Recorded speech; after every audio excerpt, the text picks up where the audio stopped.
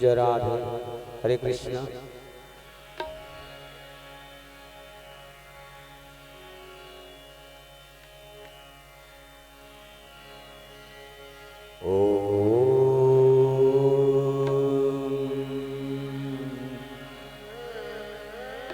वंदे अहम श्रीगुरु श्रीयुतपदकमलं श्रीगुरूणां वैष्णवांश्च श्रीरूपं सकृजातं सहगणरघुनाथान्वितं तं सजीवं साद्वैतं सवधूतं परिजनसहितं श्रीकृष्ण चैतन्यदेवं श्रीराधा कृष्णपादं सहगण श्री ललितानां विशाखानितांश्च वन्दे वन्दे श्रीकृष्ण चैतन्य नित्यानंद सहदितो गौरदये पुष्पवन्तो चित्तसम्मोतमो नदो वंशाकल्पतरुभ्यश्च कृपा सिन्धुभ्यैव च पतितानां पावनेभ्यो वैष्णवेभ्यो नमो नमो।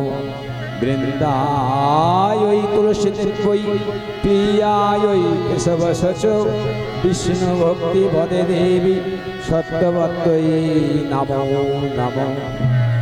ओम ब्रह्मानन्दमपारमसुखदं केवलं ज्ञानमूर्तिं द्वन्द्वातीतं गगनसदृशं तत्त्वमस्यादिलक्ष्यम् एकं नित्यं विमलमचलं सर्वदा साक्षिभूतं भावतीतं तेजोरहितं सद्गुरुं नमो नमः। गुरु ब्रह्मा गुरु विष्णु गुरुदेव महेश्वर गुरुदेव परं ब्रह्म तस्मै श्री गुरवे नमः। मन्नाथ श्री जगन्नाथ मद्गुरु श्री जगद्गुरु मत्तमा सर्वभूतात्मा तस्मै श्री गुरवे नमः।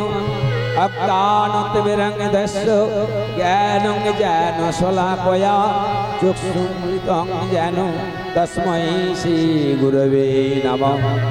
मूकं करोति वाचालं पङ्गुं लङ्घयते गिरिं यत्कृपातं वन्दे परमानन्दमाधवं।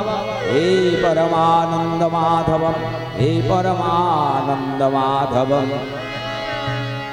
ओम सर्वमंगलमंगल्ये शिवे सर्वार्थसाधिके शरण्ये त्र्यंबके गौरी नारायणी नमस्तुते।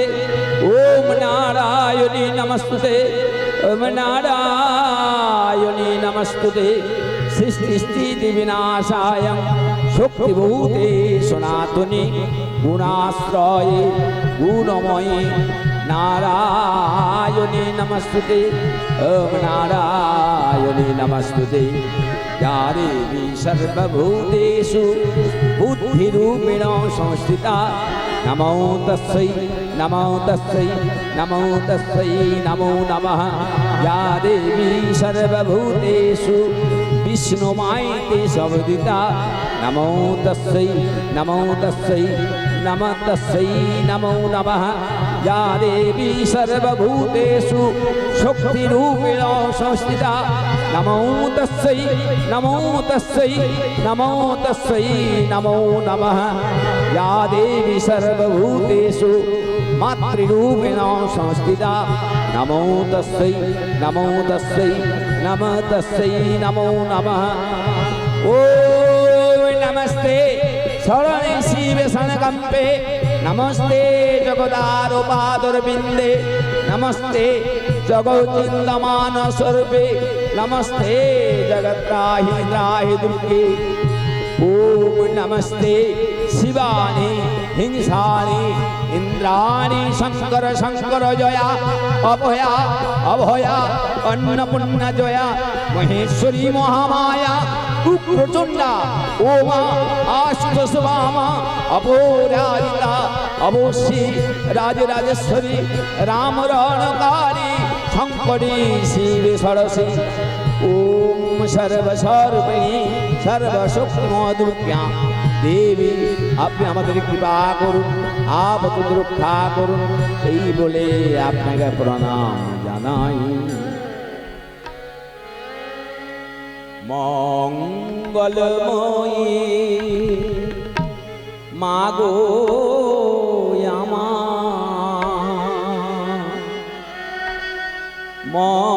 মঙ্গলময়ী মা,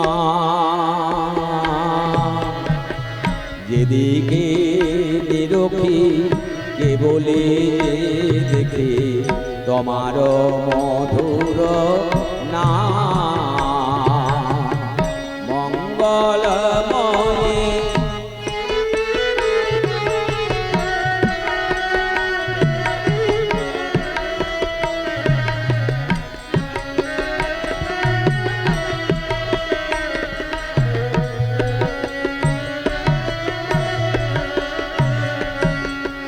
সুন্দর তব চরণ যুগলে দেবকীর নর মিলি দলে দলে।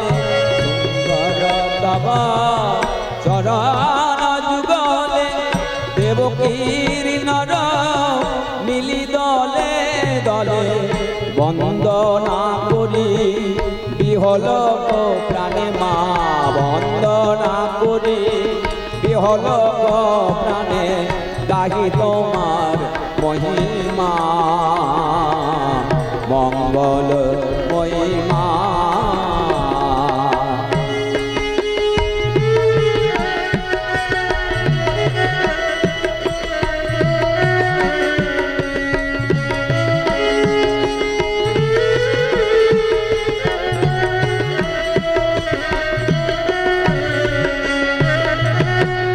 চন্দ্র তপ জাগি দিবারাতি মা,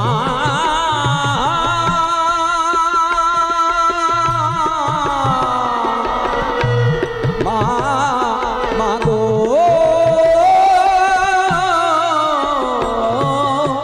চন্দ্র তপ জাগি দিবারাতি জননী গো তব করিছে আরতি। কি রূপ বিভাই সেজেছ মায়া, কি রূপ বিভাই সেজেছ মায়া। দুঃখ কালী মা, মঙ্গল মহিমা, মঙ্গলময়ী মা গো আমার, মঙ্গলময়ী মা, মঙ্গলময়ী মা।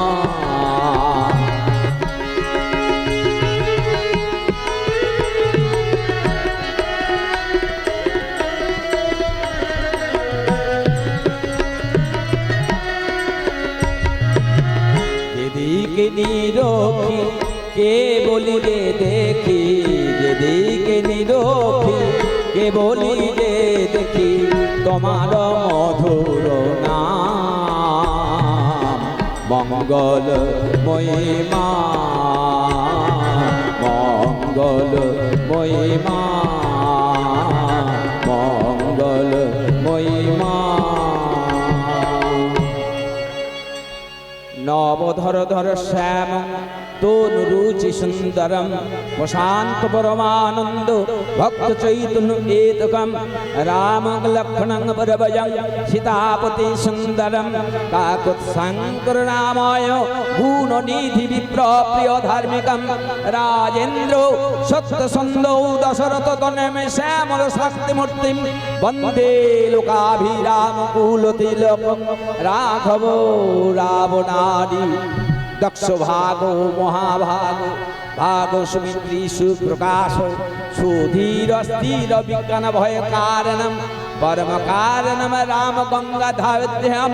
तदवद युगं भव सागर तारणम, दक्षिण लक्षण ध्वनि वामोदी जानक शुभा।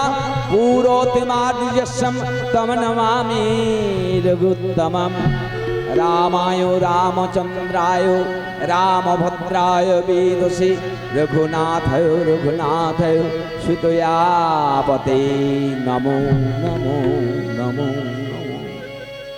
बोले बोले सीताराम सीताराम सीताराम बोले बोले सीताराम सीताराम सीताराम बोले बोले सीताराम।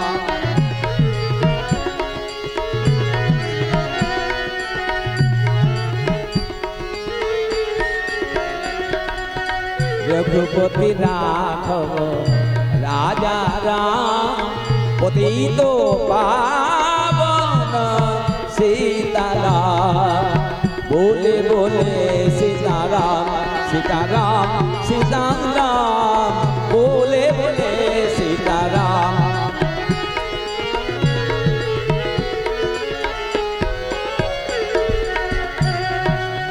राम नाम की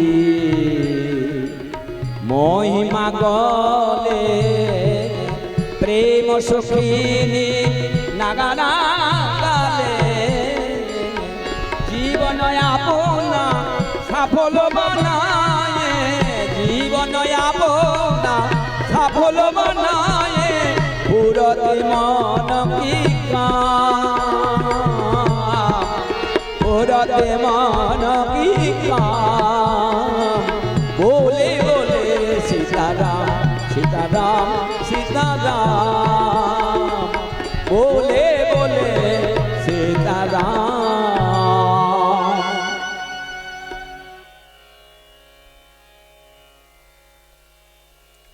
रामायण হচ্ছে একটি মহাপুণ্যজনক গ্রন্থ।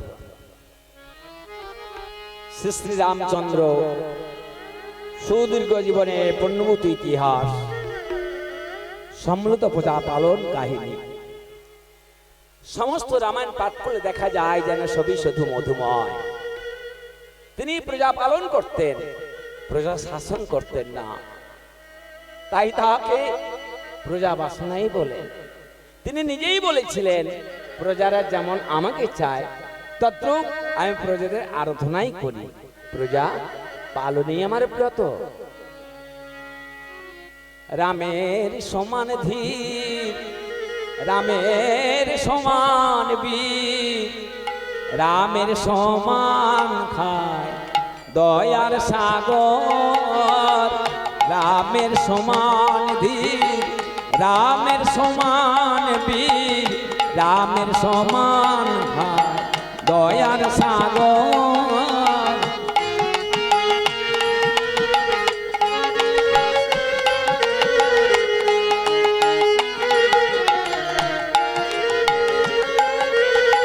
কোথা কবি কোন দেশে রাম সুরম বেশে না কোথা কবি কোন দেশে রাম সুরম বেশে বল নয়ন গোচর বল কোন দেশে কে দেখেছে রামের সমান দয়ার সাগর কোন দেশে কে দেখেছে কোন দেশে কে দেখেছে। তাই বলি বদনে ভরে বল রাম নাম নামে আছে পরাজিত হয়েছে সমান একান্তরে সাদরে যার নামে আছে মতি তাহারে করিতে মন্দ কাহার অসখতি। হে ভগবত ভক্তগণ, যার গুরু যেমন মন্ত্র দিয়েছেন বা যে নামই দিয়েছেন সেই নাম জপ করা আমাদের একান্ত কর্তব্য। কারণ সারাদিন সংসারে নানাবিধ কর্ম কাজ করছে, কিন্তু একটু করে সেই শ্রী শ্রী সচ্চিদানন্দ বিশ্বগুরু পূর্ণ ব্রহ্ম ভগবান শ্রীরামচন্দ্রের যদি একটু তার রাম গুণগান বদনে উচ্চারণ করি বা কর্ণমূলে যদি একবার শ্রবণ করি তিনি আমাদের মঙ্গল বিধান করবেন। সুতরাং আমরা অসীম করে লাভ করব। ভগবান তিনি মঙ্গলময়, তিনি আমাদের মঙ্গল বিধান করবেন। তাই ভক্তমণ্ডলী, রাম ভক্ত কৃপাসু রাধারানী অংশকলা মাতৃবৃন্দগণ এই মহতী মা চণ্ডী মাতার মন্দিরে সকলে এসে উপবেশন করেছেন বা এই আসনে বসেছেন। কেন এসেছেন? না সেই ভগবানের তার লীলা আস্বাদন করবার জন্য। আমরা সকলেই আস্বাদন করব, বর্ণনা করব। এটাই আমাদের মানব জনম, নারী জনম ধন্য। কারণ এই যে সময়টা দিয়েছি ভগবতের কথা, ভগবানের কথা শ্রবণ করার সময়টা, এ সময় গেলে আর হবে না। তাই এই যে গুরু আশ্রিত হলে তার যে কৃপা হয়, ভগবানের কথা আমাদের শ্রবণ করতে হয়। শ্রবণ করলে কি হবে না, শ্রবণ করলে মঙ্গল হবে, শ্রাবণ মঙ্গল। তার সেই জন্য শ্রবণ করলে মঙ্গল হবে। আজকে সেই স্বয়ং পূর্ণ ব্রহ্ম ভগবান শ্রীরামচন্দ্রের নাম আমরা সকলেই শ্রবণ করব। দেখুন, আপনি ছেলে মানুষ, অল্প বয়স, ভগবানের লীলা সম্বন্ধে বর্ণনা করা আমার সে হয়তো ক্ষমতা নেই, তবুই আসনে বসেছি, আপনাদের চরণ পাশে বসতে পেরেছি, এটি আমার জন্ম জীবন সার্থক। শুধু তাই নয় যে গুরু কৃপাই কেবলম, তার কৃপা। শুধু তাই নয়, এখানে বলছেন সাধুগুরু বৈষ্ণব ভক্তদের কৃপা। ভক্ত কৃপা ছাড়া ভগবানের রাম নাম কেউ বর্ণনা করতে পারে না। তাই আজকে আমাদের এই দিনটি খুব আনন্দে যাবে। এই যে গ্রামবাসী বা ভক্তমণ্ডলী সকলেই, কমিটিবৃন্দ, এই যে অনুষ্ঠানটি করছে, মায়ের উৎসব, মায়ের আরাধনা, কালকে বোধহয় যজ্ঞ হয়েছে, আজকে তার মাঙ্গলিক গান চলছে, তারপরে রাম নাম, এরপরে আবার ভাগবত পাঠ, বহু রকমের অনুষ্ঠান আমার যুব ভাতবৃন্দগণ সকলেই আরম্ভ করে দিয়েছে। তবে এই যে মা যে কৃপা করেছে ভক্তদের আসবার মায়ের কাছে, আমাদের করিনো কর্তব্য যে মায়ের সেবা, ভগবানের সেবা যদি করতে পারি, তাহলে আমাদের মনুষ্য জনম জীবন সার্থকতা লাভ হবে। সেই জন্য বলছেন কি, ও ভাই দিন তোমার আনন্দে যাবে, জপরে গুরুর নাম। দিন আনন্দে যাবে। কোন দিন না, যেদিন হরি কথা, রাম কথা, ভগবতের কথা না হয়, সে বড় দুর্দিন। আর যেদিন হরি কথা, ভগবতের কথা, ভগবানের কথা, রাম কথা হবে, সে আমাদের সামনে বড় সুদিন। দিন তোমার আনন্দে যাবে, জপরে গুরুর নাম।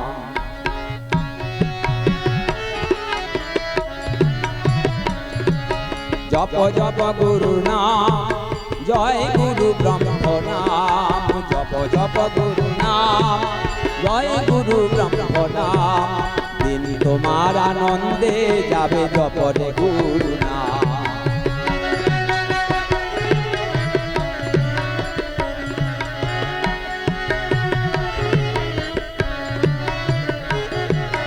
গুরু ব্রহ্মা গুরু বিষ্ণু গুরু শিব নাম। গুরুর সেবায় লাগলে ও মন, গুরুর সেবায় লাগলে ও মন, দেখবি রে প্রাণনাথ, দেখবি রে প্রাণনাথ। জয় গুরু বলে গাও রে হরি নাম।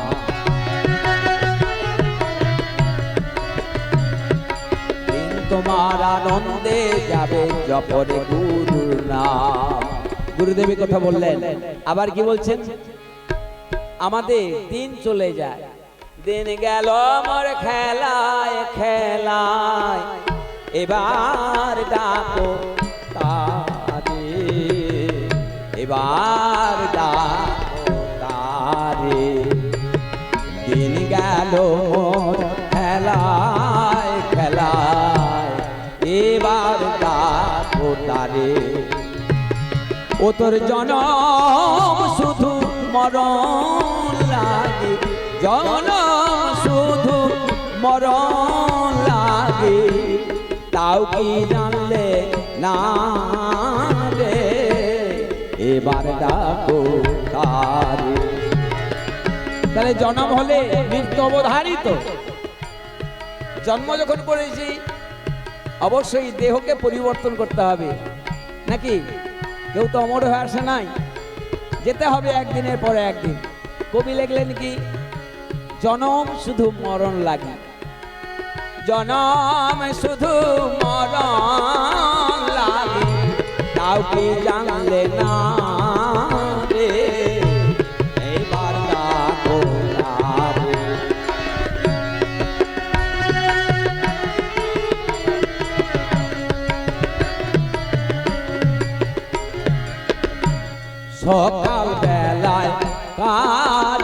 যেত কতই রঙের খেলা,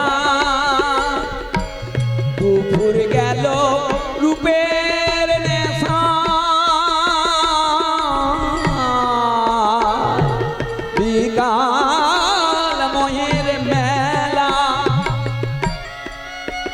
কি বাবা, গান শুনলে হবে না, গানের অর্থটা বুঝতে হবে। সকালবেলায় আমাদের বহু রকমের কাজকর্ম সংসারে করতে হচ্ছে, তাহলে দুপুরবেলা কি করি না, এমন সময় দুপুর হয়ে আসছে, তাহলে আমাদের অবগান করতে হবে স্নানের সময়।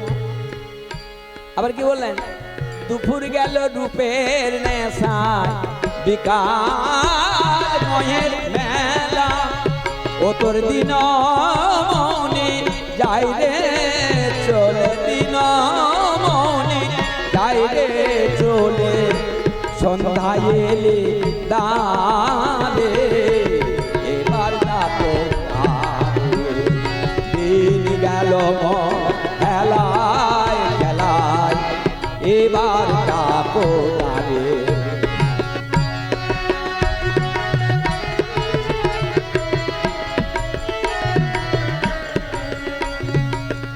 মধুপানে লাগি ভমরার মতো, বসলি নতুন ফুলে, এ ফুলে ও ফুলে ঘুরিয়া ফিরিয়া জোড়ালে ঝোপের ডালে, মধুর লোভে মায়ার ফুলে, মধুর লোভে মায়ার ফুলে, রইলি বসে সবে এবার ডাকো তারে, ও তোর মধুর লোভে মায়ার ফুলে, রইলি বসে সবে, ভাবলি না তুই কখন যে তোর দেহ সূর্য ডুবে যাবে। দেহ যখন এসেছে, এই ভব সংসারে মনুষ্য জন্ম যখন গ্রহণ করেছি, এসেছি তার কৃপাতে, তিনি কৃপা করে পাঠিয়েছেন। তবে কি এসেছিলাম কিসের জন্য, তার নাম গুণগান করব, আমরা কর্ণবলে শ্রবণ করব এবং সেবা অর্চনা করব, কিন্তু করলাম না। বলি হতো জি, আমরা আমাদের অল্প আয়ু, অন্নগত প্রাণ, কিন্তু হাই রে এ জনম পেয়ে কিন্তু গুরু গোবিন্দের সেবায় লাগতে পারলাম না, আমার রামচন্দ্রের সেবায় লাগতে পারলাম না।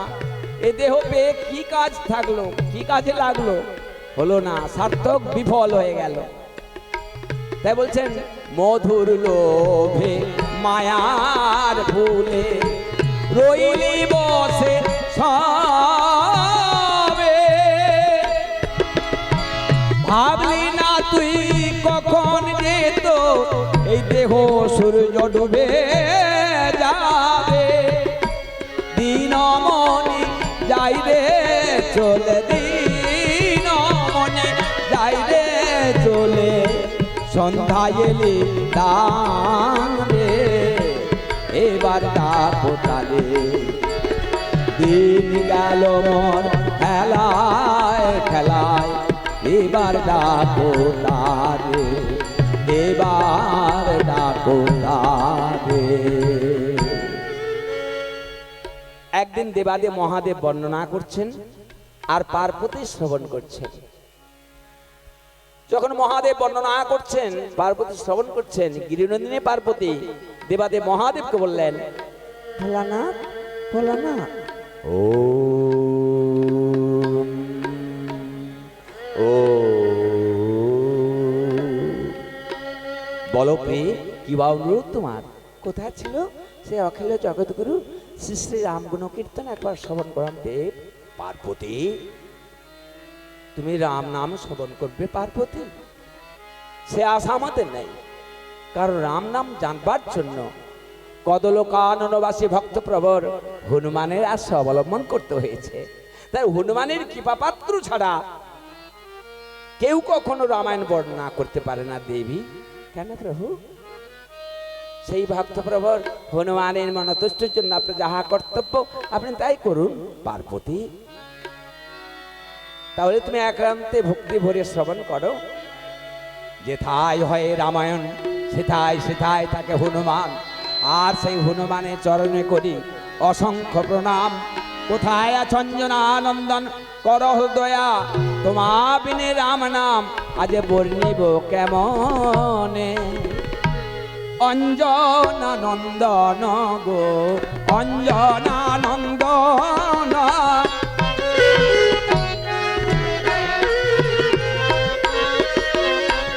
অঞ্জনা নন্দন গো অঞ্জনা নন্দন।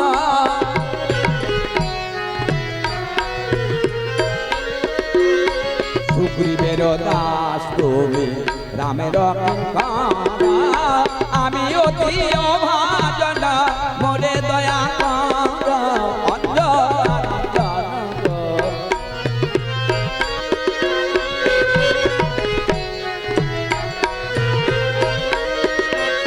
কোথায় আছো হনুমান,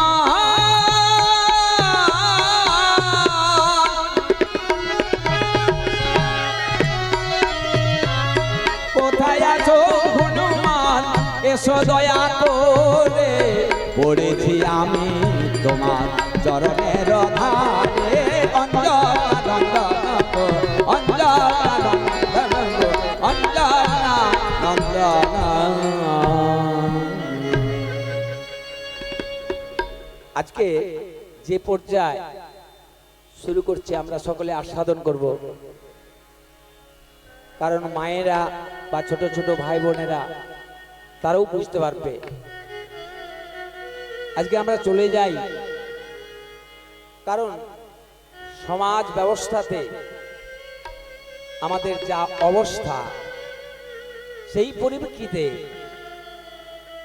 বাল্মীকি কত সুন্দরভাবে আমাদের মতো কলিহত জীবকে শিক্ষা দিয়ে গেছে। বা যখন ভগবান শ্রীরামচন্দ্র তিনি রাজা ছিলেন, প্রজাদের কেমন করে তাদের সুখ দুঃখ কষ্ট তিনি সব সহ্য করতেন বা প্রজা পালনই করতেন। সেই পর্যায়ে অর্থাৎ আজকে আমরা চলে যাই সে অযোধ্যায়, ভগবান শ্রীরামচন্দ্রের কেমন করে মা সীতামাকে বনবাসে দিয়েছিলেন, বনবাস থেকে আশ্রমের যজ্ঞ কেমন করে যজ্ঞ হলো, যেহেতু যজ্ঞ হয়েছে সেই বিষয়ে আজকে আমরা পর্যায়ে যাচ্ছি। সীতার বনবাস। যদা যদা হি ধর্মস্য গ্লানি ভবতু ভারত অবুত্থানাম অধর্মস্য তদাত্মানম সৃজাম্যহম পরিত্রাণায় সাধুনাং বিনাশায় চ দুষ্কৃতম ধর্ম স্থাপনার্থায় সম্ভবামি যুগে যুগে, সম্ভবামি যুগে যুগে। সাধুদের পরিত্রাণ, অসাধু পাপিষ্ঠদের বিনাশ, ধর্ম স্থাপনার জন্য তিনি নিম্নভূমি পৃথিবী পক্ষে নেমে আসেন। ত্রেতা যুগে ত্রিভুবন কণ্টক সাধী রাজা লঙ্কাধিপতি মহারাজ রাবণ বংশধরগণ দত্তকারণ্য পৃথিবীর সমস্ত প্রভাব বিস্তার করতে লাগলেন এবং মুনিদের বধ করে তাদের মাংস ভক্ষণ করতে লাগলেন। তখন কিন্তু মুনিগণ জগৎবন্ধু ভগবানের কাছে কাতর প্রার্থনা জানালেন।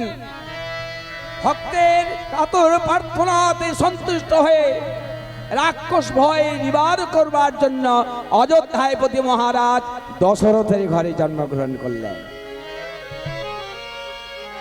সীতার বনবাস বা নির্বাসন।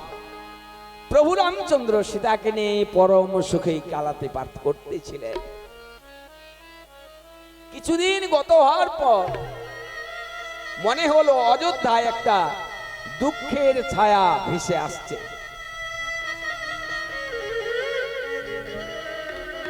যখন দুঃখের ছায়া ভেসে আসছে, দেখতে দেখতে একটি ওই রায়সভার আয়োজন করবার জন্য মন্তব্য করলেন ভগবান রামচন্দ্র। ভগবান রামচন্দ্র লক্ষণকে বললেন, লক্ষণ দাদা, ওরে বলতে পারিস প্রজাগণ কে কেমন আছে, কি অবস্থা আছে, সকলের দুঃখ বা কষ্ট সব কিছু জানতে হবে, তুমি একটি রাজসভার আয়োজন করো। যখন রাজসভার আয়োজন করলেন, তখন কি করলেন না, ভগবান রামচন্দ্র সংবাদ পাঠিয়ে দিলেন মন্ত্রীদের হাতে। অযোধ্যায় রাজসভায় যথাযোগ্য সময় রাজসভা আরম্ভ হলো। ভগবান রামচন্দ্র জিজ্ঞাসাবাদ করলেন, বলো প্রজাগণ, তোমরা আমার রাজ্যে থেকে কেউ কোনোদিন দুঃখ পাওনি তো? বলো প্রজাগণ, আমি তো তোমাদের সমান অধিকার দিয়েছি, তোমরা যেমন আর আমিও তেমন, কোনো ভয় না রেখে উত্তর দাও। বসিয়াছে রামচন্দ্র জিজ্ঞাসা করিল, অধবদনেতে সবে বসিয়া রহিল। বলো বলো প্রজাগণ, তোমরা ভয় না রেখে উত্তর দাও, তোমরা যেমন আর আমিও তেমন, কোন দুঃখ পেয়েছো কি না কেউ কোন প্রজাগণ কষ্টে আছো? কি সুন্দর ভাবে বলছেন ভগবান রামচন্দ্র প্রজাদের। বসিয়াছে রামচন্দ্র জিজ্ঞাসা করিল, অধবদনেতে সব বসিয়া রহিল, বসিয়া রহিল, অধবদনেতে সবে। ভদ্রক নামী একটি প্রজা উঠিয়া দাঁড়ালো, বড় জোর করি রামে কহিতে লাগিল, কহিতে লাগিল। মহারাজ, আপনার চরণে আমার দণ্ডবত। বলো প্রজাগণ, কেই ভরত, কি হয়েছে বলো ভদ্রক। রাম লক্ষ্মণ ভরত শত্রুঘ্ন চারি ভ্রাতা আছে সভার মধ্যে। ভরত বললেন, যাও ভদ্রক, তোমার কি দুঃখের কথা তুমি ভগবান রামচন্দ্রের কাছে বর্ণনা করো। ভদ্রক এসে বললেন, প্রভু আমরা সকলেই আছি দুঃখে। কি বললে? তোমরা সকলে আছো দুঃখে? এর কারণ প্রভু, আপনার পিতার কালে যখন ভগবান রামচন্দ্রের পিতা হচ্ছে দশরথ, তার সময় যখন তিনি রাজা ছিলেন, তখন আমরা কিন্তু অন্ন খেতাম স্বর্ণ থালা ভরে। আর আপনার রাজত্বকালে আমরা কোনোদিন অন্ন পাচ্ছি, কোনোদিন পাচ্ছি না, কোনোদিন সুখে আছি, কোনোদিন দুঃখে রয়েছি, এই আমাদের দুঃখ। ভদ্র, বেশ, আমি আর ব্যবস্থা করব। এই কথা বলেই আয় সভা ভঙ্গ করলেন। কিন্তু ভগবান রামচন্দ্র চিন্তা করলেন, তাই তো প্রজাদের সুখ আনতে হবে, যাতে কোনো দুঃখ না কষ্ট পায়। এই কথা চিন্তা করে আবার করলেন কি না, অযোধ্যার একটি প্রজা ছুটে এলেন, নাম হচ্ছে নিম্মক।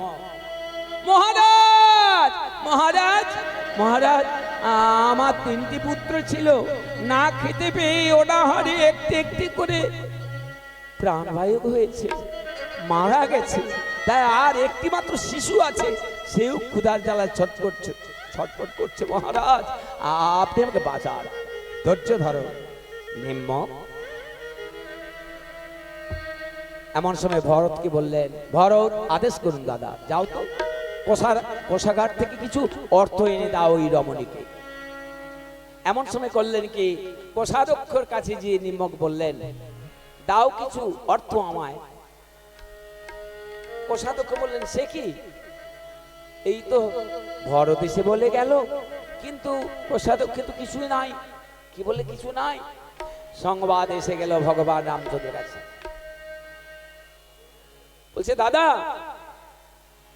কোষাধ্যক্ষে তো অর্থ নাই, কি দেব ওই নিম্মককে? কি বললে? অর্থকারে অর্থ নাই? এসো এসো ভরত, এই মহামূল্য রত্নহার ওই নিম্মককে দাও। দাদা, এ মহামূল্য রত্নহারের মূল্য যে অনেক বেশি। ভগবান রামচন্দ্র বলছেন, ওরে ভাই ভরত, এ মহামূল্য রত্নহারের চেয়েও ওদের জীবনের মূল্য অনেক অনেক বেশি ভাই। এই নে এইভাবে কেটে গেল। কিন্তু এমন সময় আজ করলেন কি, রায়সভার আবার আয়োজন করলেন, সকলে রায়সভায় উপস্থিত হলেন। কিন্তু একটি ভদ্রক উঠে বলছেন, মহারাজ আপনার রাজত্বকালে আমরা সুখে নাই। যে রাজা দ্বিচারিণী স্ত্রীকে নিয়ে আজকে রাজ সিংহাসনে বসান, সেই সীতা কেমন অবস্থা, কিভাবে প্রজা রঞ্জন রাগী রামচন্দ্র প্রজাদের সুখ কেমন করে আনবে। তখন ক্রধান্বিত হয়ে উঠলেন ঠাকুর লক্ষণ। আবার লক্ষণকে থামিয়ে দিলেন ভগবান রামচন্দ্র, লক্ষণ ধৈর্য ধরো, প্রজাদের কথা শুনতে হবে। বলো ভদ্র, কি হয়েছে? 10 মাস রহিল সীতা রাক্ষসেরই ঘরে, সতী প্রিয় সতী মোরা জানবো কেমন করে।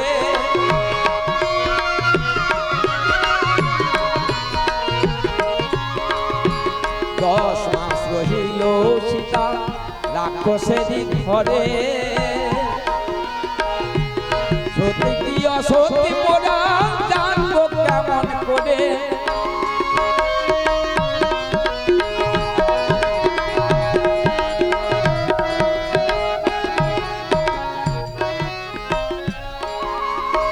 সুখে রাজ্য করো রাম সীতা লয়ে ঘরে। তুমি সুখে রাজ্য করছো সীতাকে নিয়ে, কিন্তু আমাদের জন্য চিন্তা করছো। ভদ্র, আমি তো সেই সীতাকে অগ্নিতে পরীক্ষা করি তবেই নিয়ে এসেছি। ভদ্র বললেন, না মহারাজ, সে হয়েছে লঙ্কায় অগ্নি পরীক্ষা, কিন্তু অযোধ্যায় তো হয় না। কি বললে? তাহলে কি আমার প্রজাগণ সীতা নিন্দা করছে?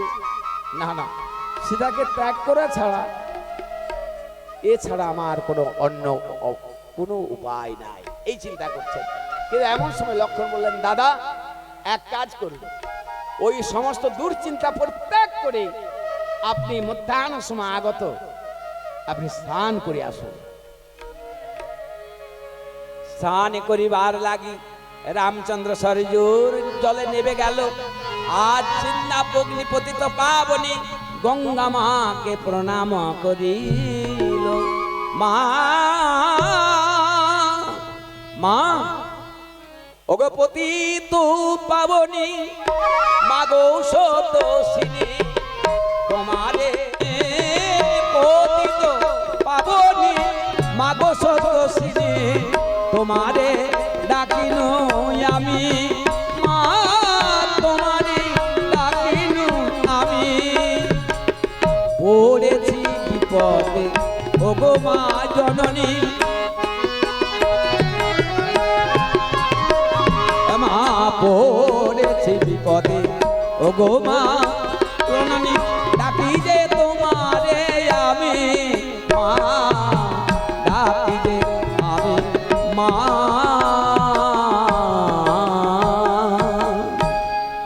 কিন্তু অপর ঘাটে একটি বৃদ্ধ রজক তার জাতীয় বৃত্তি কাপড় কাচছেন। এহেন সময় একটি বৃদ্ধ রজক সেই ঘাটে এলেন। বৃদ্ধ রজককে দেখে চলে যাওয়ার জন্য প্রস্তুত হলো। পেছনে ডাকলো, বলছে, ও বাবাজি চলে যাচ্ছ যে? না গেলে আর উপায় কি বলুন? কেন? সেটা আপনি চিন্তা করে দেখুন। চিন্তা? বলি কি চিন্তা করব? তুমি আমার জামাতা হয়ে একটা প্রণাম করলে না এবং কিছু জিজ্ঞাসা করলে না। আরে বাবা, প্রণাম করলে কি সম্মান থাকতো? প্রণাম করলে সম্মান থাকতো না? আগে না, তা বলছি না, তবে আমাকে প্রণাম করতে তোমার ঘৃণা হচ্ছে বুঝি? বলছে, কিন্তু তাও নয়। আবার কি?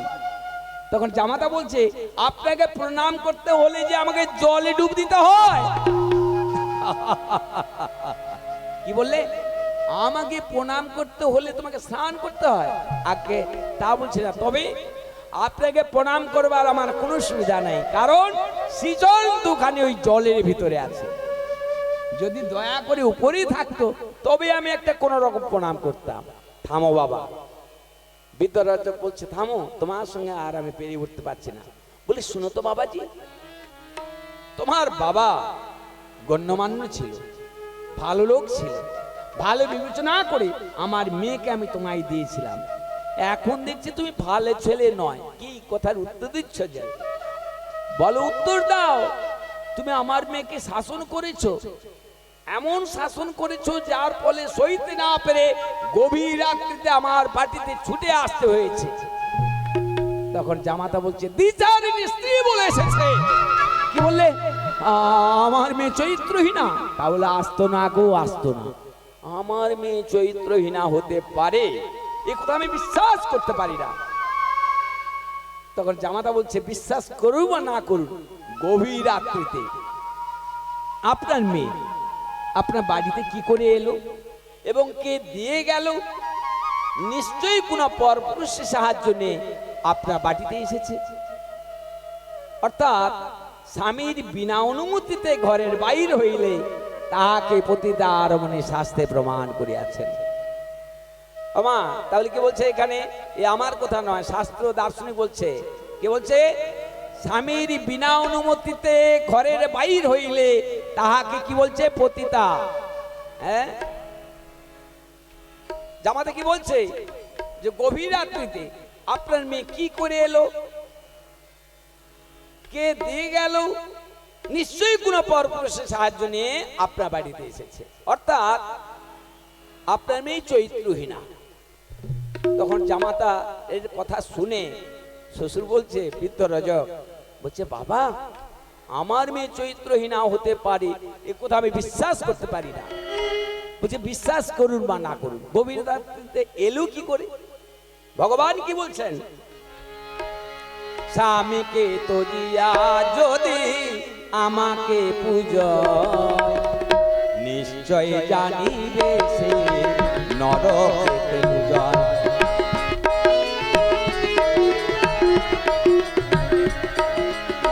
স্বামীকে তো দিয়া যদি, ভগবান বলছেন, কোন রমণী তার স্বামীকে দেবতা জ্ঞানে যদি না সেবা করে, আমাকে পুজো করলে বৃথা।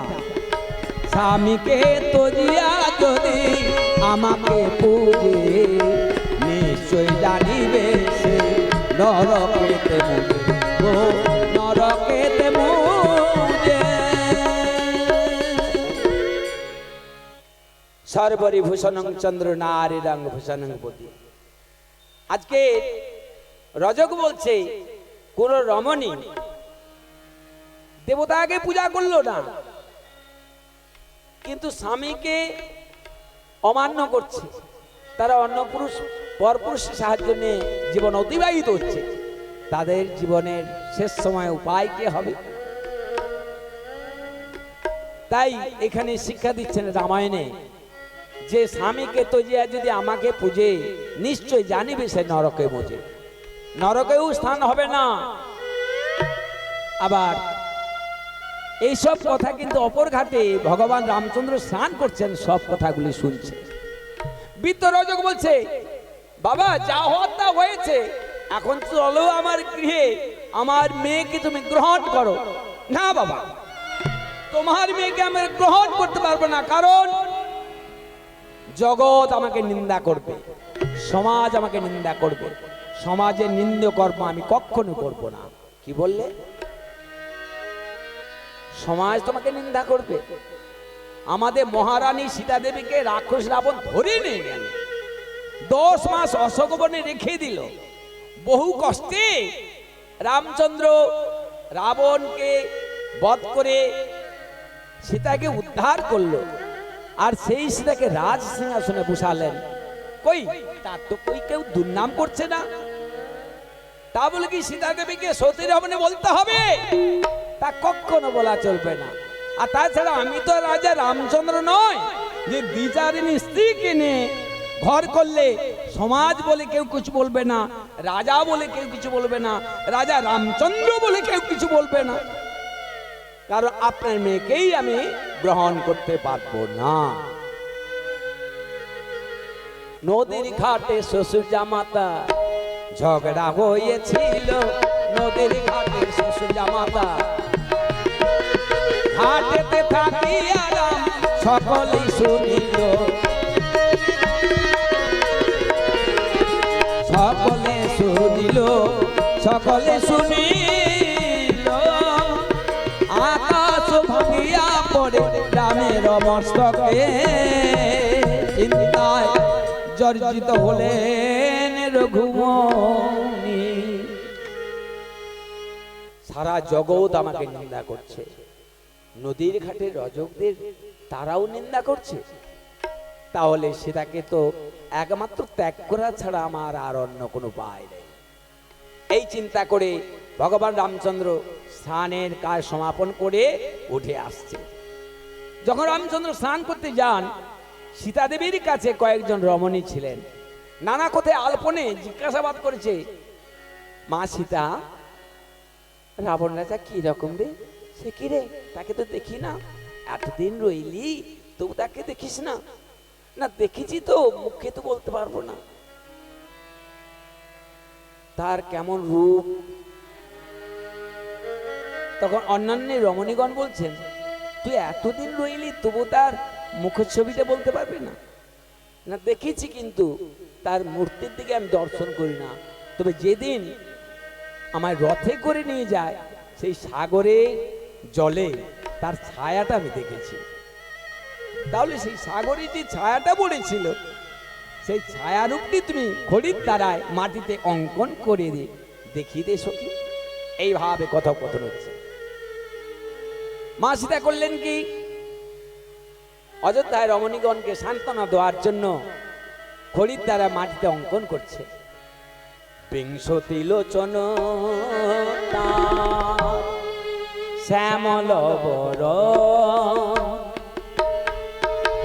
বিংশতি লোচনতা শ্যামল বর, হস্ত মধ্যে ছিল তার তীক্ষ্ণ ধনুর বাণ,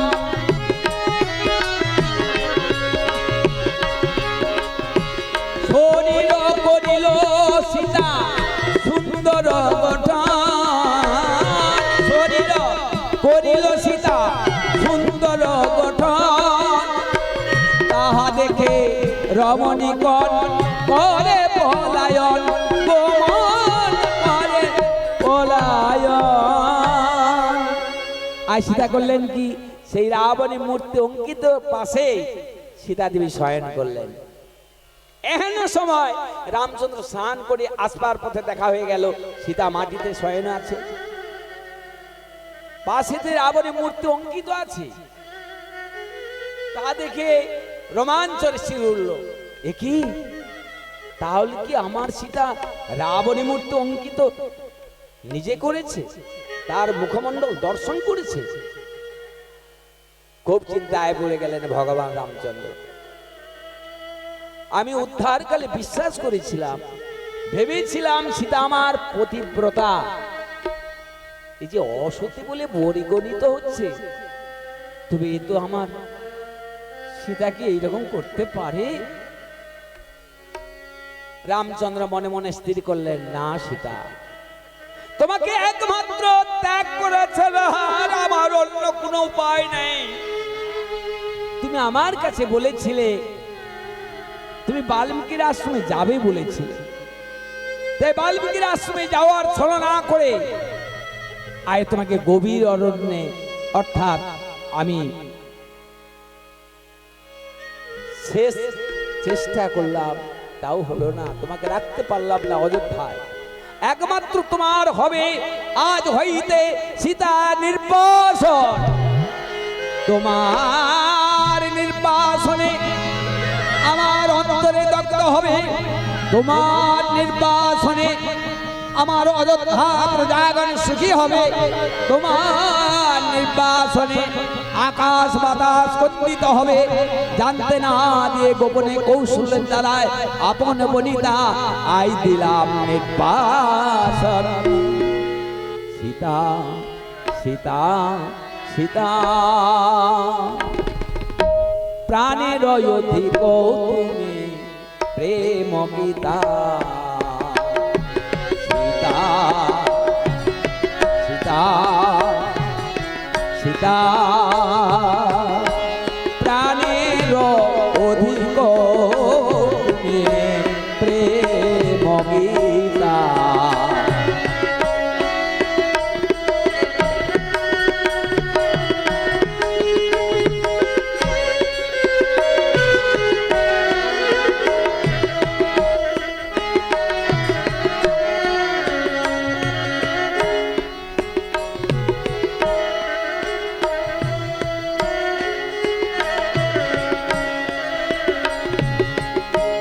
চলনে ভগিনীর মত তাকিতে সাদরে।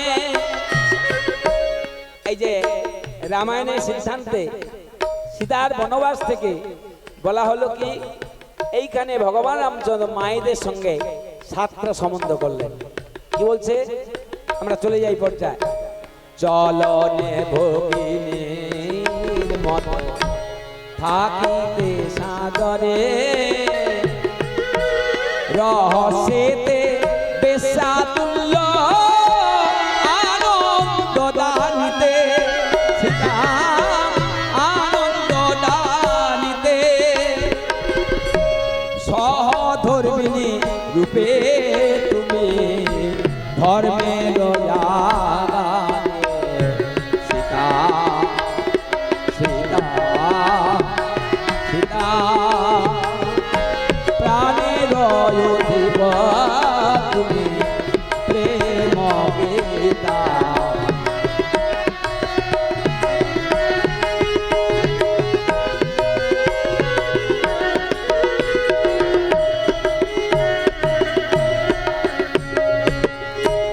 অর্ধাঙ্গিনী রূপে তুমি বুদ্ধির সাগরে, অর্ধাঙ্গিনী রূপে বুদ্ধির সাগরে, সেবিকা রূপে তুমি মলয় ভিতরে, আর খাওয়ালে জননীর মতো, খাওয়ালে জননীর মতো, শয়নে রমণী শয়নে রমণী, সীতা সীতা সীতা প্রাণের অধিপতি প্রেম গীতা। সীতা সীতা সীতা।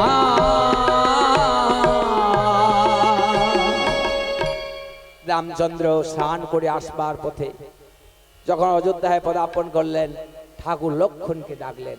লক্ষণ, দাদা এ কি তোমার মৌনভাব কেন? কি হয়েছে বল দাদা? ওরে লক্ষণ, আমি যে জন্য ডাকলাম তুই শোন ভাই, তুই আমার আদেশ পালন করবি তো? দাদা, আমার সাধনা তো তোমার আদেশ পালন করা, কিন্তু কিন্তু আবার কি বলো দাদা, কি হয়েছে? ওরে ওরে লক্ষণ, আমি রায় সভায় যা ভদ্রকে মুখে যা শুনেছিলাম, আমি সেই ভদ্রকে বধ করে জ্বালানি প্লাবিত করবো। ওরে লক্ষণ, তা নয়, শুধু রায় সভায় ভদ্রকে বলিনি, আমি যখন স্নান করতে যাই অপর ঘাটে একটি বৃদ্ধ রজকদের কাছে যা শুনলাম সীতার নিন্দা। দাদা, বৃদ্ধ রজক তারা কি জানে সীতার মহিমা? ওরে লক্ষণ, সীতার কাছে তো প্রমাণ হয়ে গেছে ভাই। কি বললে? সীতার কাছে প্রমাণ হয়ে গেছে? হ্যাঁ লক্ষণ, আমি যখন স্নান করে আসি, আসবার পথে দেখা গেল সীতা মাটিতে শয়না আছে, পাশেতে দেখলাম রাবণী মূর্তি অঙ্কিত আছে।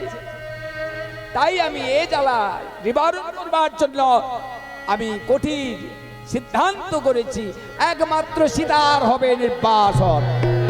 দিও না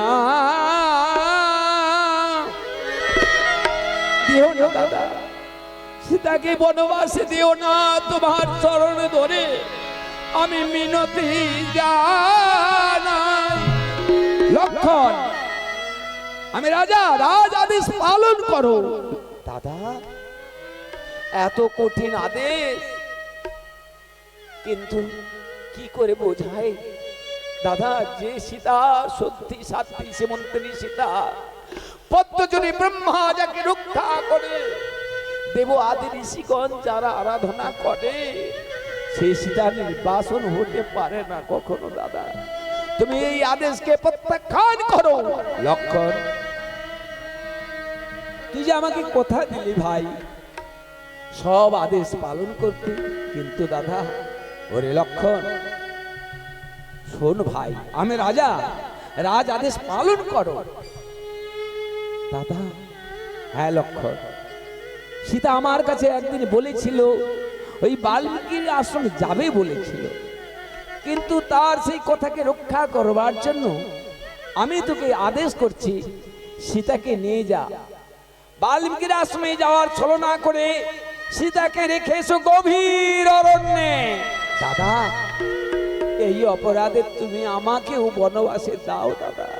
লক্ষণ, এ তো আমার আইন নয় ভাই, রাজকে অনুসারে সীতার বনবাস। নিয়ে যা সীতাকে। কল্ল প্রভাত হলে সুমন্ত্রের সঙ্গে কোনো কথা বলবে না, এবং অনেক অযোধ্যা রমণীগণ যাবে, সীতা কিন্তু একাই যাবে, তার সঙ্গে কেউ যাবে না।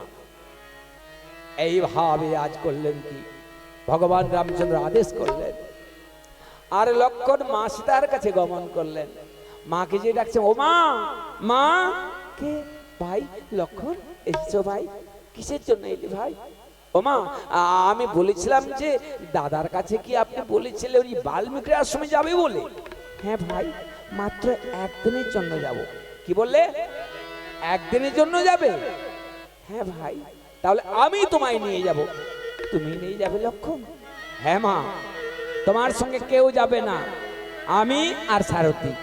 বেশ, তো আমি একাই যাব। জানে গেলাম মা, সকালবেলা আসবে তো? হ্যাঁ মা, সকালবেলাই আমি আসবো। আবার ঘুরে এলে লক্ষণ। ও মা, শোনো শোনো, আরো একটি কথা। কি লক্ষণ? শোনো, ওই রানী বেশ যাওয়া হবে না, রাজ বেশে যাওয়া হবে না। তবে কি বেশে যাব? না, মণিপতিদের কাছে যেতে হলে যেমন বেশ প্রয়োজন হয় সেই বেশে যেতে হবে। বেশ, তো তাই আমি যাব।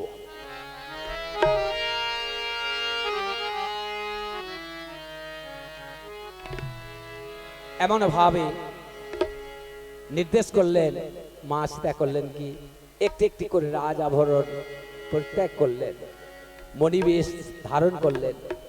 আর লক্ষণ সেই রজনী প্রভাত হয়ে আসবে, তারপর কল্য প্রভাতে মা হবে বিসর্জন, চলে যাবেন মা অযোধ্যা ছেড়ে, তপবনে যাবে। এই ভাবান্ত, ঘুম আসছে না, শুধু লক্ষণ চিন্তা করছেন লক্ষ্মী ছাড়া হয়ে যাবে রাম। দেখতে দেখতে যখন এক প্রহরকে দুপহর, দুপহরকে তিরপহর হয়ে আসছে, লক্ষণের মনে আতঙ্ক জাগলো। আর প্রভাত হয়ে আসার সঙ্গে সঙ্গেই লক্ষণ তখন বললেন, ওগো দিনমণি, তুমি উদিত হচ্ছ, কিন্তু এবার হবে যে মায়ের বিসর্জন। আর প্রভাত সময় লক্ষণ তখন গান করলেন, ও হে রাম ঘন শ্যাম রঘুকুলমণি, ও হে রাম ঘন শ্যাম রঘুকুলমণি, কে বুঝিবে তোমার লীলা, ও হে অন্তর্যামী, ও হে রাম ঘন শ্যাম রঘুকুলমণি, ও হে রাম ঘন শ্যাম। এইভাবে প্রভাতী গাইছে, গাইতে গাইতে এবার লক্ষণে তখন বললেন, কোথায় গেলেন? ভগবান রামচন্দ্রের কাছে।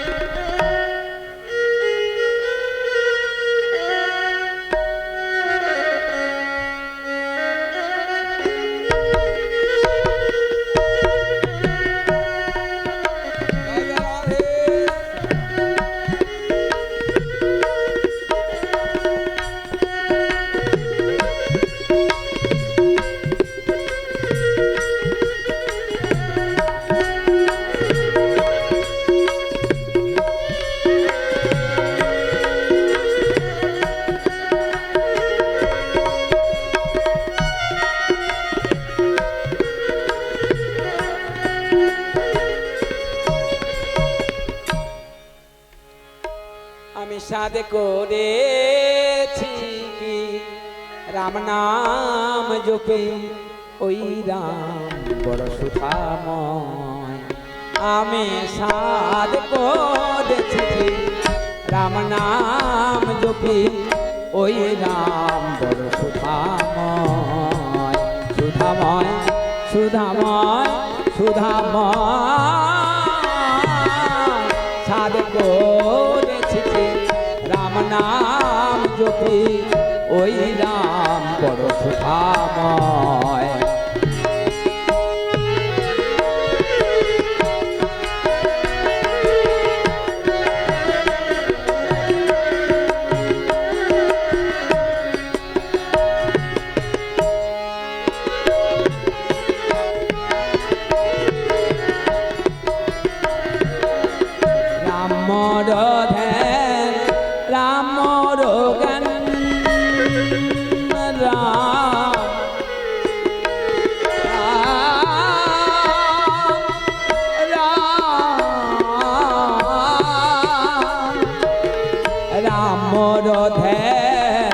রাম মোর জ্ঞান রাম যে অন্তর জানে সাদ করেছে রাম নাম জপি ওই রাম বড় সুধাময়। সুধাময় সুধাময়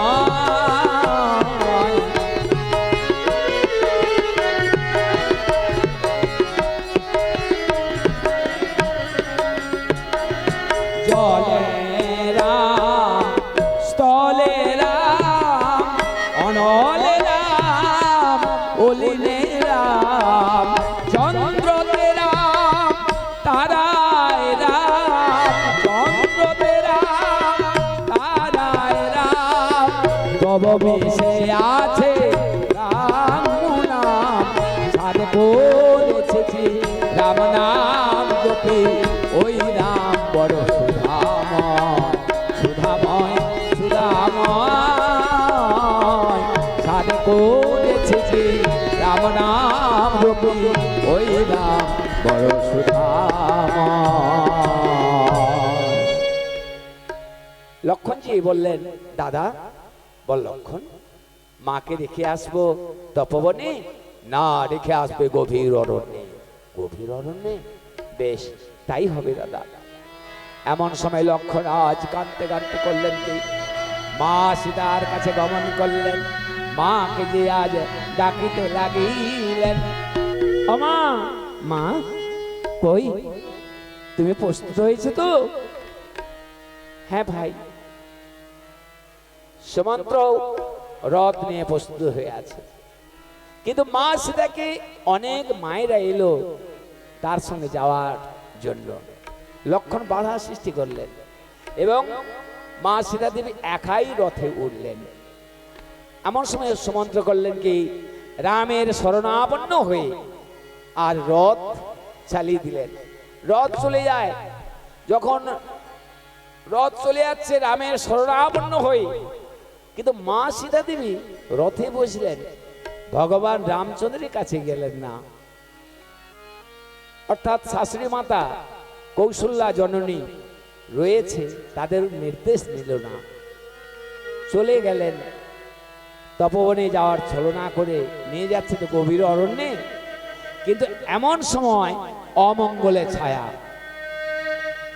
পেচকের ডাক, শিগালের চিৎকার। একই এত কেন শুনি দিবা ভাগে শিগালের চিৎকার? এ হতে পারে কখনো? এই লক্ষণ, লক্ষণ এই রথটা ফিরে নিয়ে চল ভাই, আমি যাব না। কেন? অমঙ্গলের ছায়া আমি দেখলাম, আমি যাব না তপবনে। লক্ষণ রথ ফিরাও। কেউ কোনো কথা শুনছে না। এই ভাবান্তর দেখে লক্ষণকে বারবার কথা বলবার জন্য মা সীতা প্রস্তুত হলেন, কিন্তু লক্ষণ কোনো উত্তর দিলেন না। আবার লক্ষণকে বলছে, হ্যাঁ রে লক্ষণ, উর্মিলা বুঝি তোকে কিছু বলেছে? উর্মিলা মানে লক্ষণের স্ত্রী। বলছে উর্মিলা কিছু বলেছে? আচ্ছা ভাই, আমি ফিরে আসি, উর্মিলাকে এমন শাসি দেব না, তোকে কখনো কিছু বলবে না। কথা বল ভাই। কথা বলছে না। অঝর নয়নে লক্ষণ কাঁদছে। যখন সন্ধ্যার সময় সেই গোদাবরীর তীরে রথ থামালেন সুমন্ত্র, রথ থেকে নেমে লক্ষণ মা সীতার চরণে ভূমিষ্ঠ হয়ে প্রণাম করে আজ বলিতে লাগিলেন, মা মা কে লক্ষণ, তুই এতক্ষণ কথা বলিস না কেন ভাই? বল লক্ষণ, কি হয়েছে তোর? দেখো মা, রথের মধ্যে তো আমার কথা বলার নির্দেশ ছিল না, তাই জন্য আমি কথা বলি না। চলো মা, নদী পার হলে বাল্মীকির আশ্রম।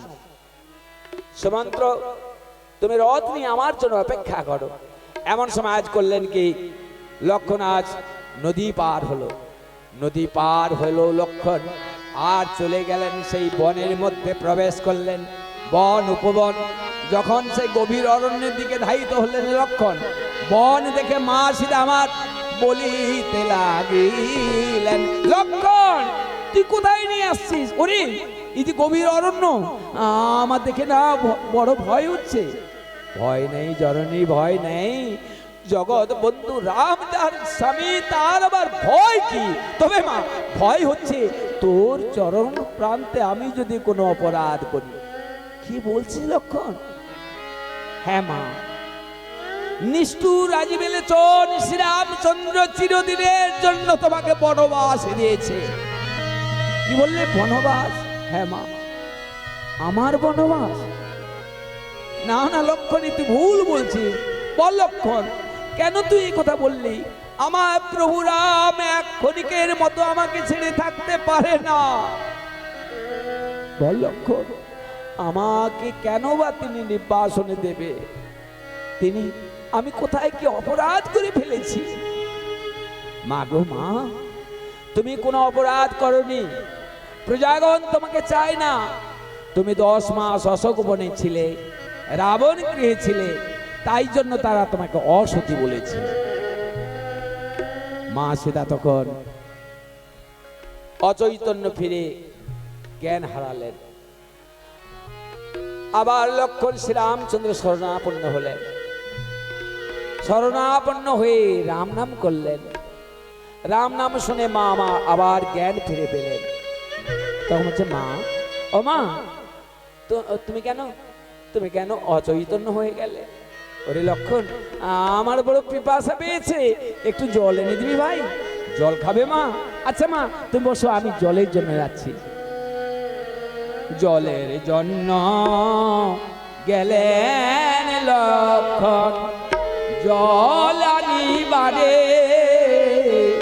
জল আনিবারে।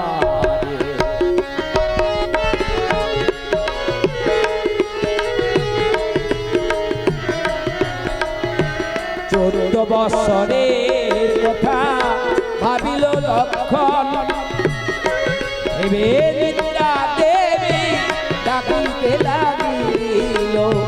নিদ্রা নিদ্রা বলে লক্ষণ শরণ করিল।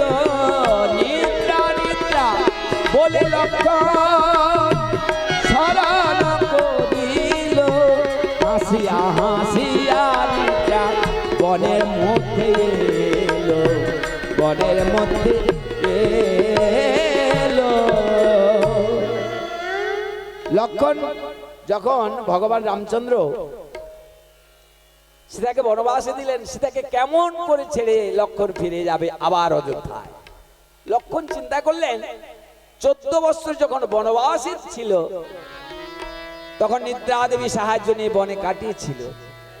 শরণ হয়ে গেল নিদ্রা দেবী, তখন লক্ষণ নিদ্রা দেবী শরণাপন্ন।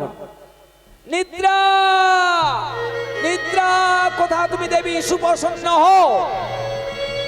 হাসিয়া হাসিয়া নিদ্রা উপনীত হন। উপনীত হয়ে লক্ষণের কহিতে লাগিল,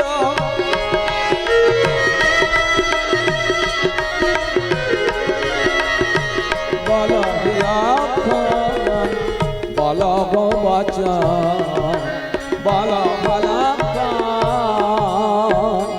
লক্ষণ, তুমি আমার শরণাপন্ন হলে কেন?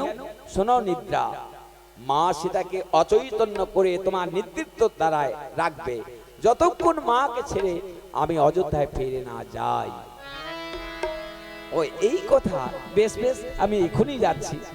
এমন সময় নিদ্রা দেবী করলেন কি না, মা সীতার মধ্যে আবির্ভূত হয়ে মা সীতাকে অচৈতন্য করে দিলেন, ঘুম পাড়িয়ে দিলেন। আর লক্ষণ জলের জন্য যে পাতার পত্র করে জল এনে মাকে ডাকছে, ও মা ওই জল খাবে যে, এই নাও মা আমি তো জল এনেছি। ও তুমি ঘুমিয়ে পড়েছো মা। আজকে বর্ণনা করছেন ঠাকুর লক্ষণ, যে লক্ষ্মী স্বরূপিণী রাজকন্যা রাজা স্ত্রী জানকী দেবী, সীতা দেবী, যে সীতার শয়ন যার সোনার পালঙ্কের পর সে সীতা শয়ন করছে আজ মাটিতে। এখন একই দুর্গতি হলো মা, একই তো দুর্গতি হলো মা। মা সীতা আজ ঘুমিয়ে ঘুমিয়ে ভগবান শ্রীরামচন্দ্রের তার রাম গুণগান করছে। ওগো প্রভু কোথা তুমি, একবার দেখা দাও। আবার ভাবার্থ ভাবে ভাবে আজ মা সীতা বলছে কি জানো, মালাটি গাথিয়া যতন করিয়া পড়াতাম তোমার গলে প্রভু। মালাটি গাথিয়া যতন করিয়া পড়াতাম তোমার গলে, আমি তব বামে রহিতাম আমি, দেখা দাও প্রভু আমার, দেখা দাও প্রভু আমার। মালাতে গাথিয়া যতন করিয়া পড়াতাম তোমার গলে, আমি তব বামে বসিতাম প্রভু, সেবা করিতাম প্রভু, সেবা করিতাম আমি। মোর বেদন ভরা এই জীবনে, আশার আলো তুমি প্রভু, আশার আলো তুমি, মোর বেদন ভরা।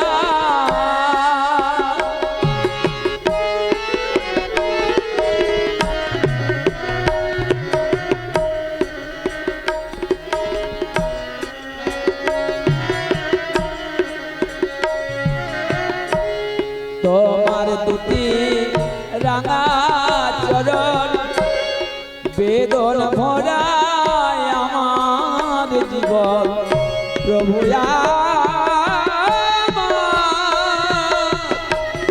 প্রভু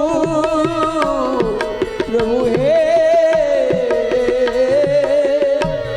তোমার দুটি রাঙা চরণ বেদন ভরা আমার জীবন, ভক্তি ভরে যত্ন করে, ভক্তি ভরে যত্ন করে দিবানাসি, আশা আলো বেদন ভরা।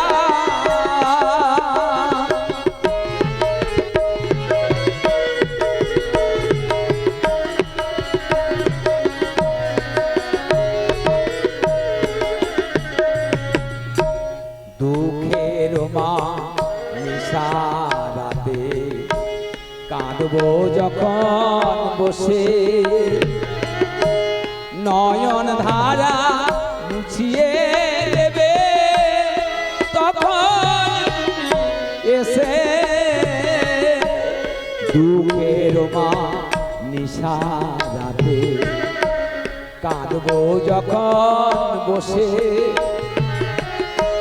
নয়ন ধারা মুছিয়ে দেবে তখন তুমি এসে। এই বাসনা আমার মনে করব পূজা ওই চরণে, এই বাসনা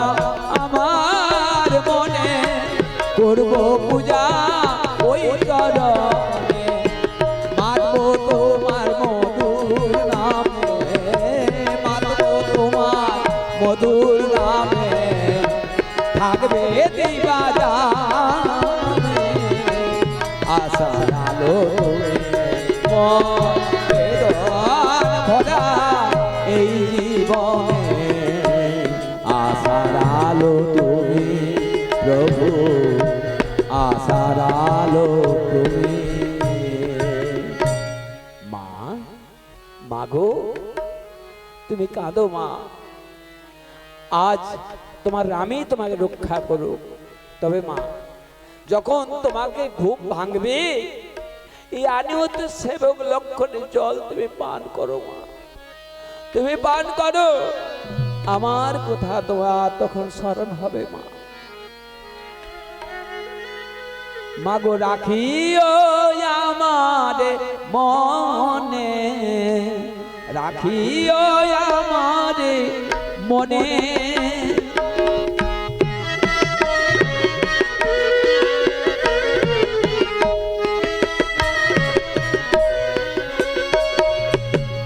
জগত জননী বিশ্বপ্রসবিনী, কখনো কি ভাব দেখাও গো জননী। জগত জননী বিশ্বপ্রসবিনী, কখনো কি ভাব দেখাও গো জননী। তোমার মহিমা আমি কি বা জানি, জানাও হে ত্রিভুবনে। রাখিও আমার মনে, রাখিও আমার মনে।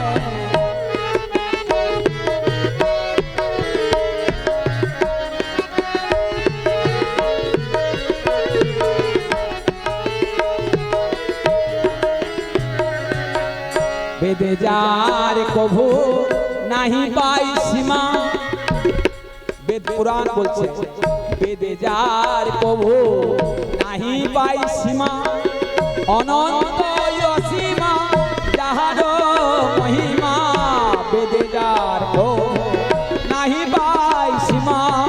অনন্ত অসীমা যাহার মহিমা, দাস মাধব বলেছে রেখো মনে শ্রীচরণে। রাখিও আমারে মনে, রাখিও আমারে মনে, রাখিও আমারে মনে। রথ ফিরে নিয়ে চলল লক্ষণ। যখন রথের শব্দ পেয়ে গেলেন, রাম পাগল হয়ে গেছে, পাগলের মতো আজ ছুটে এলেন। লক্ষণ, সুমন্ত্র, কি রথ ফিরে নিয়ে এসেছো? ওরে লক্ষণ, আমার সীতা কই? আমার সীতাকে কোথায় রেখে এলি বল লক্ষণ? ওরে সে যে বড় অভাগিনী, বড় দুঃখিনী, সীতাকে কোথায় রেখে এলি ভাই? দাদা, সীতাকে রেখেছি গভীর অরণ্যে। গভীর অরণ্যে? লক্ষণ অনেক চিন্তা করলেন, অনেক চেষ্টা করলেন মা সীতাকে ফিরে নিয়ে আসবার জন্য, কিন্তু ভগবান রামচন্দ্র আর তিনি নির্দেশ দিলেন না।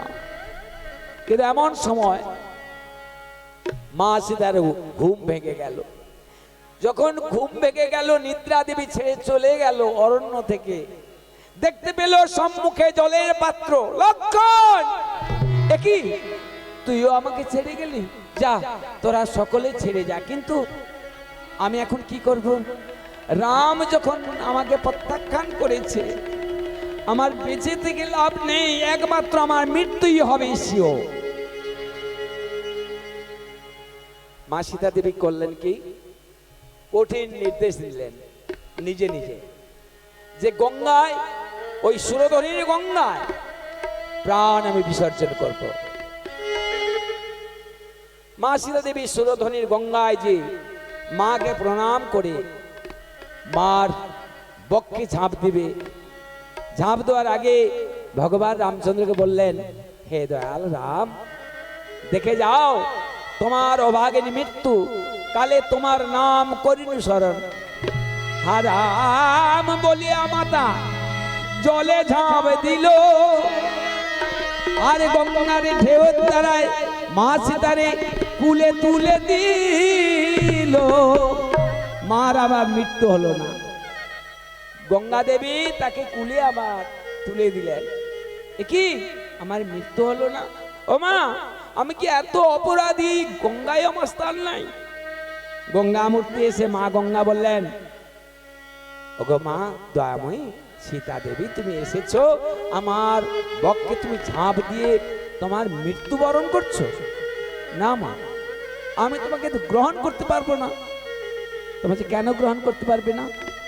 আমি কি এমন অপরাধী? না অপরাধী নয়, তোমাকে গ্রহণ করব কেমন করে? তুমি যে আমাদের রাম নাম শোনালে, বদন ভরিয়া যেবা রাম নাম করে, সমনে সাধ্য কিবা তারে গিয়া ধরে, অর্থাৎ রাম নাম শোনালে, সেই জন্য আমি তোমাকে গ্রহণ করব না। তাছাড়া তোমার গর্ভে ভগবান রামচন্দ্রের যে বংশধর আছে মা,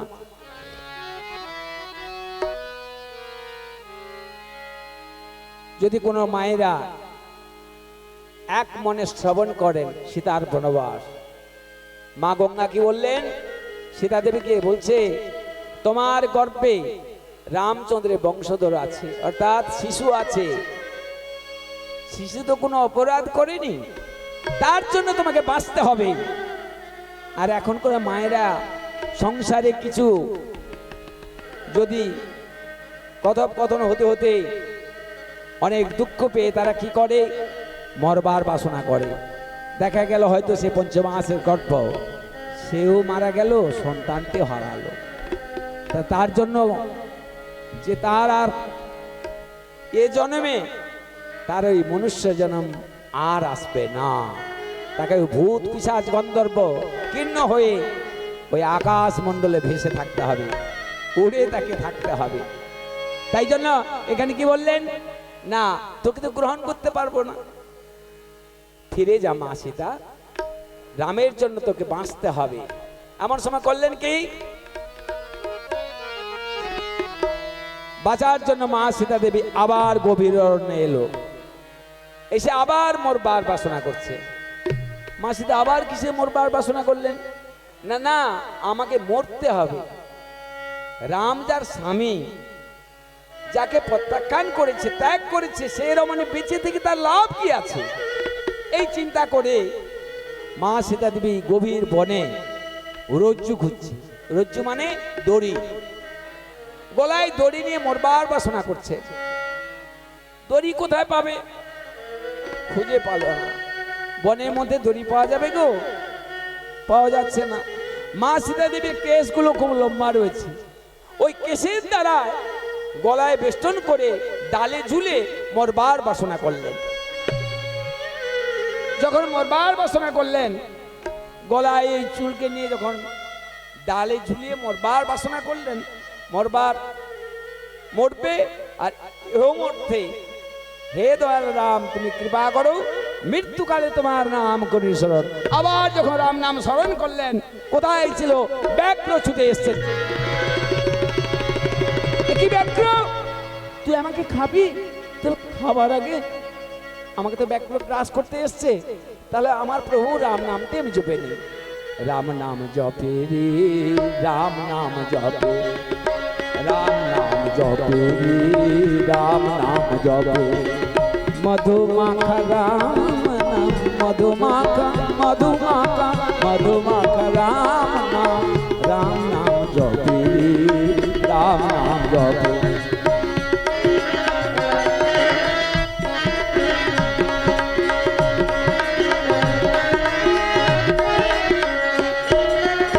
ভালোবেসে জপ রাম,